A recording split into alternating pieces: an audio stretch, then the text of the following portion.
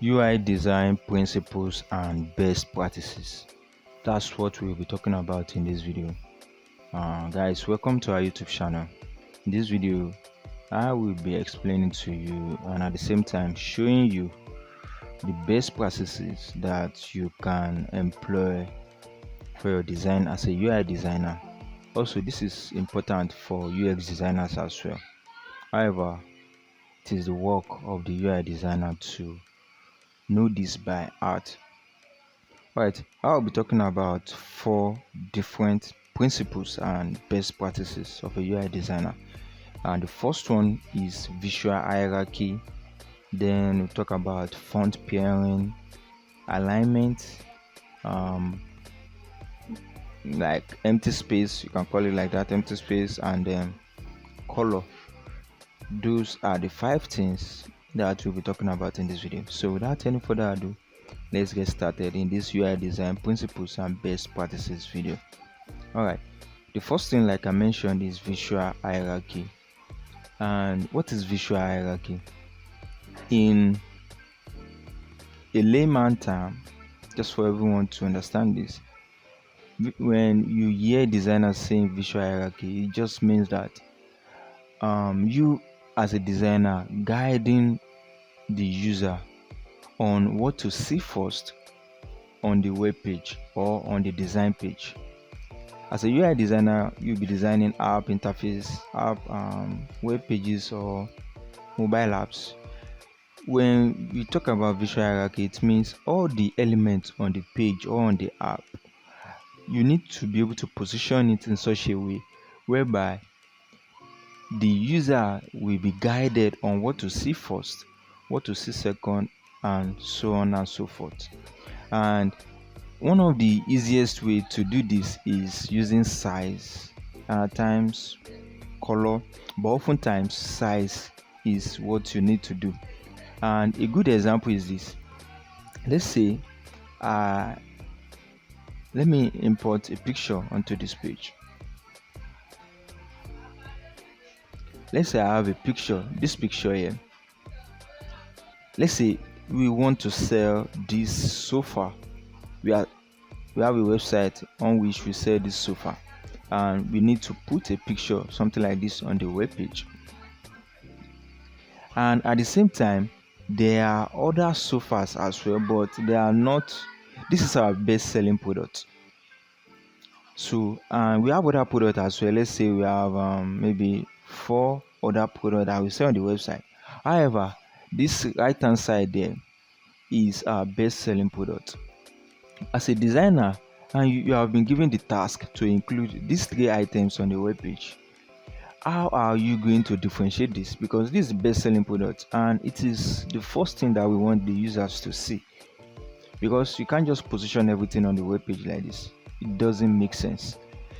To be able to differentiate these 3 items, one of the things you can do is to give the main item a superior size compared to the other items.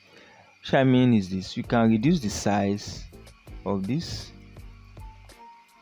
and maybe position them in another place.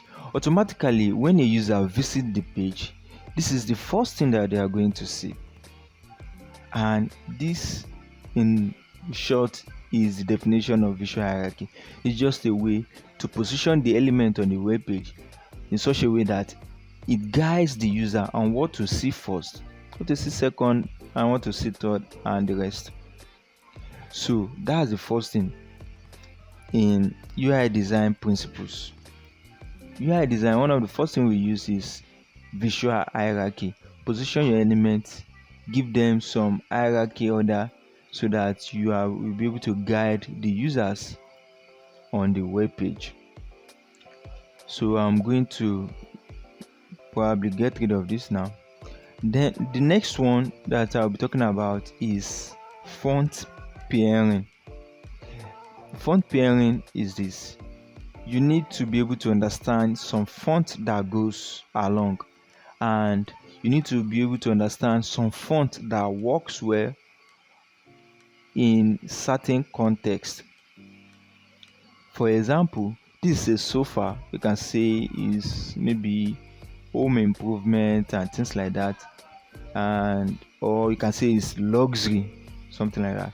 Some kind of font that goes well with luxury web page is Budoni. Let me make a let me create a text, then I will explain further with that. All right. Let's say we want to call this the best sofa you will ever get. Let's say this is the title of the page. The best sofa you will ever get. And if you notice here, the title of this particular font is Sego UI. And assuming that this is a luxurious sofa, the font, there are some specific font that goes well with luxurious items or luxurious designs as well. So one of those is Budoni. And let me search for it. I think we have it here. Budoni empty. Can you see? One of those is Budoni, and you might be asking yourself, how did I know that Budoni will go well with this? There's no magic. There's no any magic there.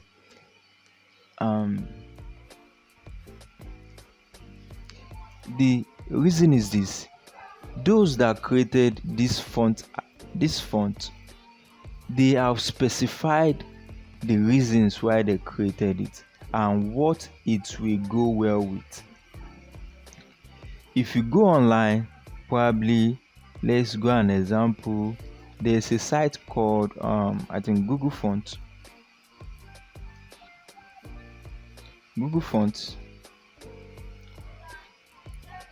Let's just click on Google Font, then I'll show you what I mean. All the fonts here, they have specific reasons or specific use cases. For example, if I click on Open Sans, this is the font. Oh, this should be in English. I don't know why. I think there is something.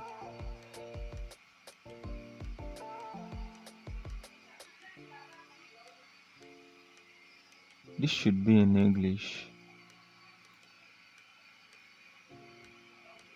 Anyway, this is the English version.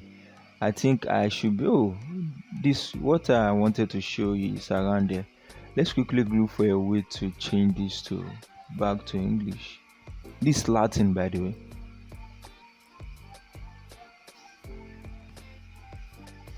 I think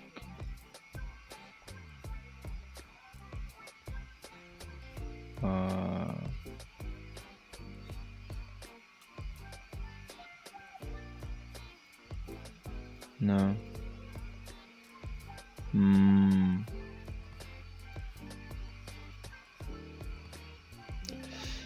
Oh, I was working on a web page not long ago, so I switched the font.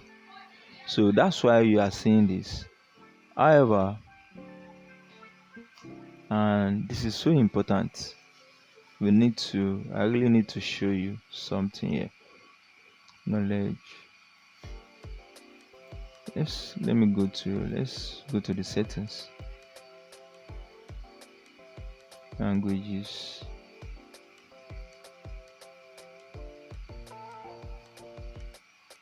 This is the preferred language now. Yes.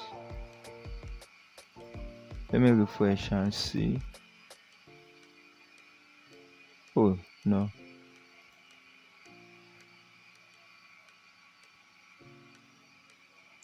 Let's relaunch because it's so important.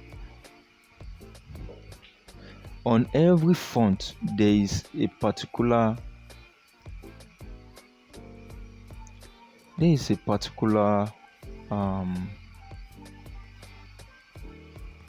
on every font No. This is not working. Open sans. Ah, let's see. Okay.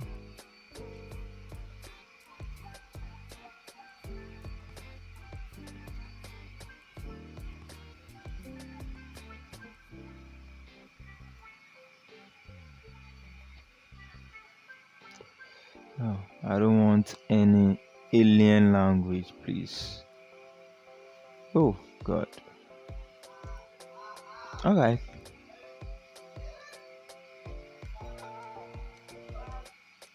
All right. This what I mean. Let me go to, for example, this is Poppins font.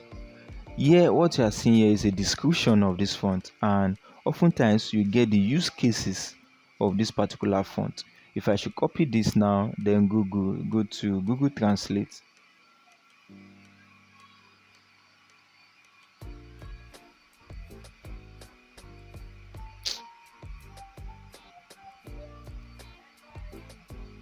I don't know why this is acting up today. And I paste it in here. You see, this is the English. Oh, this why Hausa? This is funny, guys. Anyway, see the language it's using for me. Anyway, this is what I wanted to show you. Like I said, this year, if you look at Google Font on your webpage, just click on any of the font. At the right hand side there, you are going to get some description of the font. I think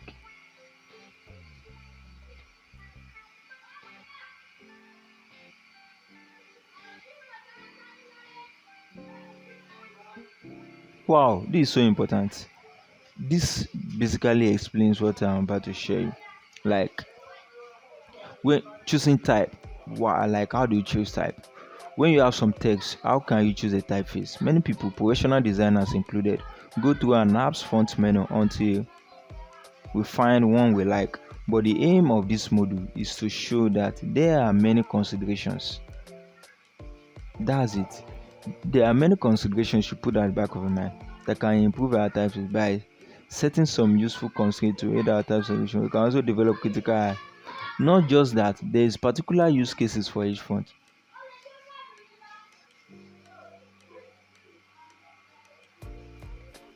If you notice, if you read through this description of Poppins, it shows you some of the use cases for this font. It says, remembering that the recognition of natural dignity and supreme and absolute rights of all members of the human family is the basis of freedom. You can see that justice and peace in the world, the art of light of human race, and the formation of a world where human beings enjoy the enjoyment of freedom. Can you see? In any context that you need to, in any app design, any work that you want to do that has something freedom, peace, that's the use case of this. That's the use case of this particular font. And if I should search for Budoni now, search for font.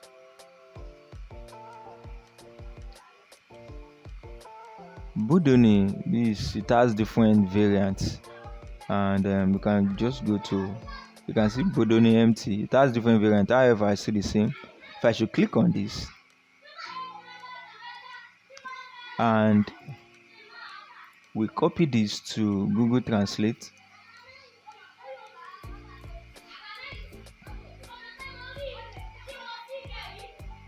Please come in English.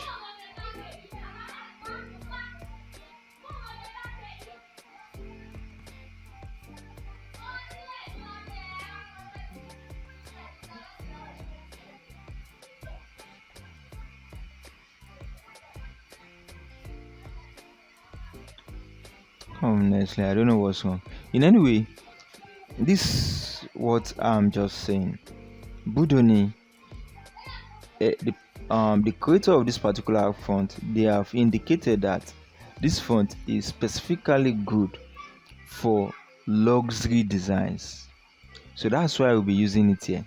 Likewise, whatever font you want to choose for your project, you need to do some research on the description. don't just pick any font that goes well or that you think looks good. Go with the font that looks good, one. Secondly, that is meant for that purpose you intend to use it for. For example, this font is good, and at the same time it goes well with the idea of this page. That's what we'll be using it for. Secondly, let's say another thing is this Budoni. If you notice, it is a serif font. A serif font is kind of font that has tails. If you notice, some of the characters have tails, and when we zoom in, you notice that these are tails. Look at this Y with some leg, this U, this L, that's tails, and they call this serif. This kind of font, they are only meant for, oftentimes you'll be using them for headers, like heading of the web page, just like I'm using it here. Let's say we have some description on this page that goes just below this. I'm going to reduce the just change this to regular. Let's say we have some description that goes here.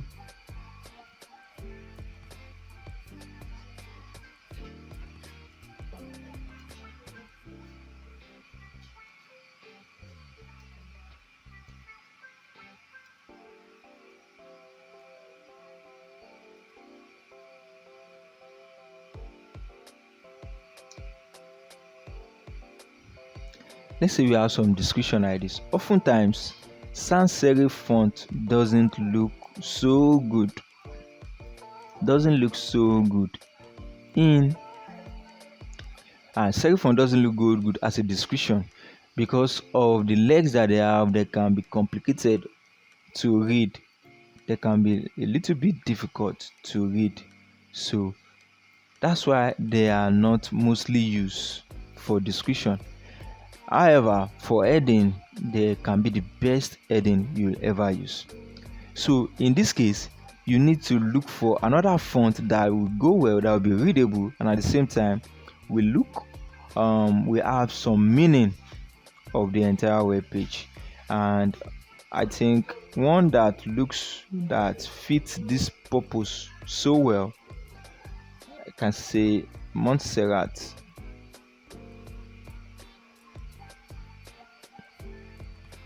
Montserrat fits this purpose. Montserrat is a sans serif font.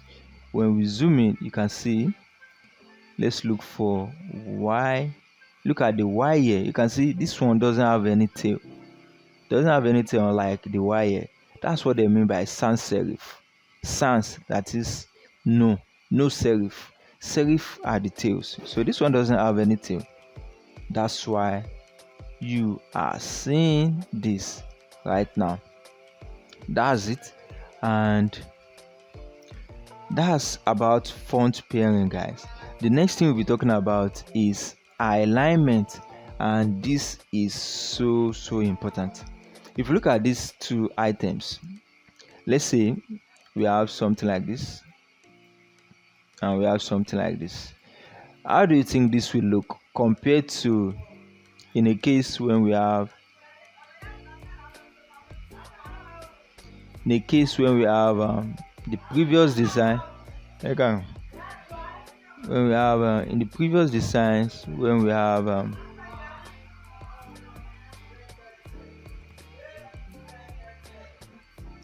something like this, which one do you think looks better?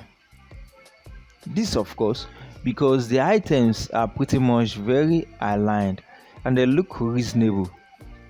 So when the user sees this, then it comes to the title here and continue to the other items on the web page. That's what they mean by alignment. Alignment, that is, all the items on the web page should look aligned. So the next thing that I would like to put here is a call to action. Let's say we have a call to action around them.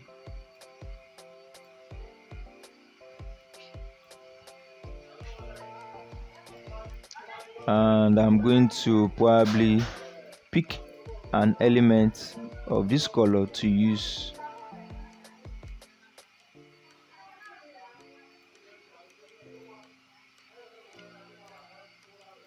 At the same time, I will reduce the size. Some point. Alright.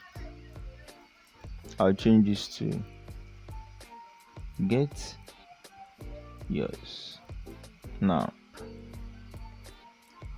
And I'm going to bring this to front so that it goes on top of this. I'm just trying to explain to you some of the reasons or the importance of visual hierarchy. Now we have these guys. So let's say this is a group. Ctrl G. It will not make sense to have this around there because it doesn't make sense. You need to respect the principle of visual hierarchy. That's why you notice most of the buttons are placed aligned to the other text on the web page. You can't compare this with this. The difference is so obvious and better. Likewise, when you have menu items, let's say we have some menu here. We have home,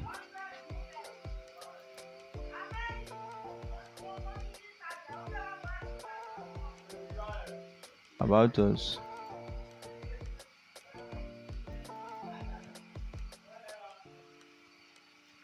contact us,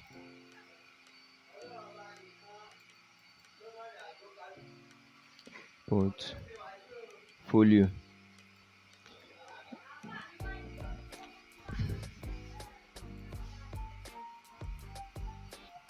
Can you see this? Let's say I want to distribute the space in between them, make sure they are online on the same line. To respect visual hierarchy, I need to put this right here because all the elements needs to be on the same line.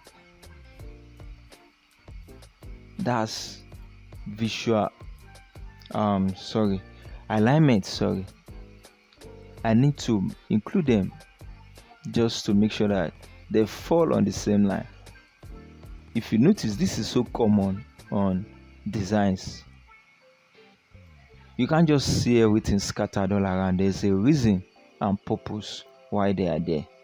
And if I want to put this at the right hand side as well, what I'm going to do is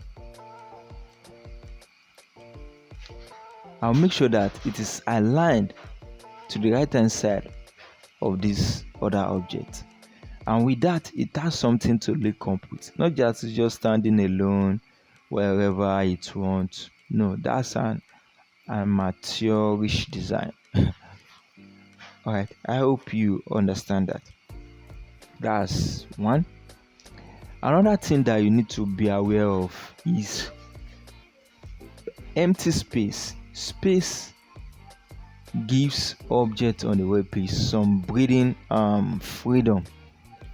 If everything is jam-packed together, like if you notice this, they are just moving into one another, like doesn't look good. Now all the objects are on their own specific page, on their own space. So there is no reason why this will not look good, because you give all the elements some breathing space. Those that are related, you put them together but not over one another. For example, these menu items are related, they are close to each other. This right here are related, they are close to each other. That's why they are like, we just segment them, but not putting everything over one another is an important thing as well. Another thing that you need to put at the back of your mind is color. Aside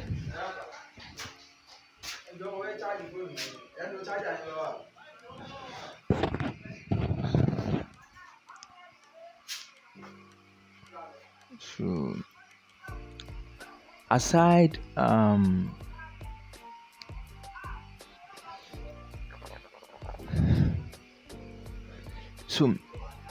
aside size, in visual hierarchy, other things that you need to put at the back of your mind is color. If you notice, the color of this sofa is not so vibrant to that sense. However, if I should change the color of this to red, you notice that it's going to take more attention away from this, and this is the first thing I want them to see. So it looks good. However, in some cases you wouldn't want to do this because red is too flashy. The first thing that they will likely see here is get yours now, which is not what we want. We want them to see the product first, then come to the title and to this. So if at all you want to use red color here, you should just maybe reduce the density of that color so that it will not take all the whole attention away from the product. That is so important, guys. It's so important.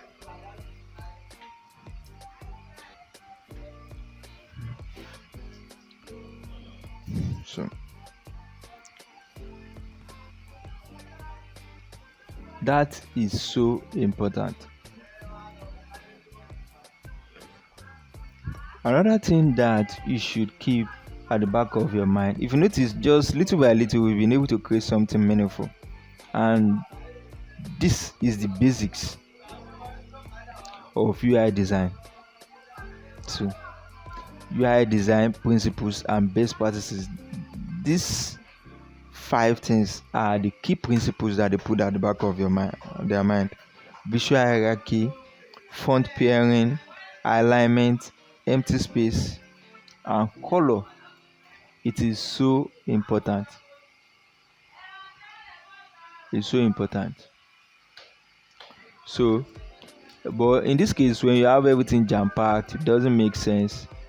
Another thing that I would like to show you is there's something called layout. If I should click on this, if you notice, a layout is created by default. Adobe XD has this settings here to create some layout. Just give your design some breathing space, and this white space at the right hand side and the far left here just tells you that your designs shouldn't go beyond those places. And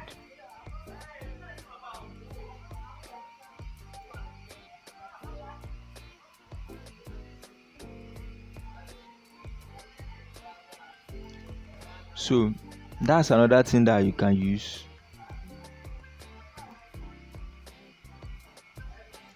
is visual layout and alignment. So and this should go on and on with every other part of the designs that you have on the web page. Oftentimes you don't need to disturb yourself much about colors. If you notice, this simple design here is enough. And in some cases where you have when you need to put another button on the web page, ideally you should only have one single call to action. However, if for some reason you need to use more call to action, then you need to differentiate them. Let's say I want to have this here. So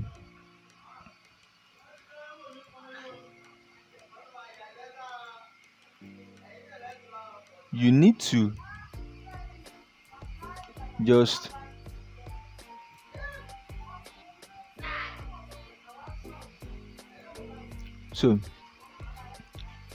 you need to change the color.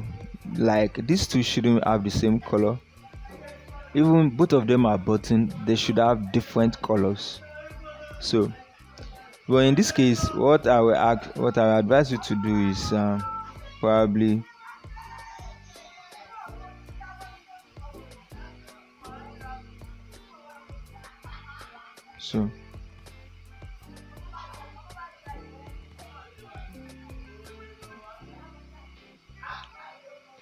so you can probably change this to black, something that will not take attention away from this. So, or you can just bring the opacity downwards and something like that. So in a case that you want to use more than one button, that is a nice way to go. And with that, I will say we have come to the end of this UI design principles and best practices video. I believe I've been able to show you the main principles, and if you apply this to your work, I'm sure it's going to help you in your UI design. Thank you guys. I will see you in the next video. Bye for now.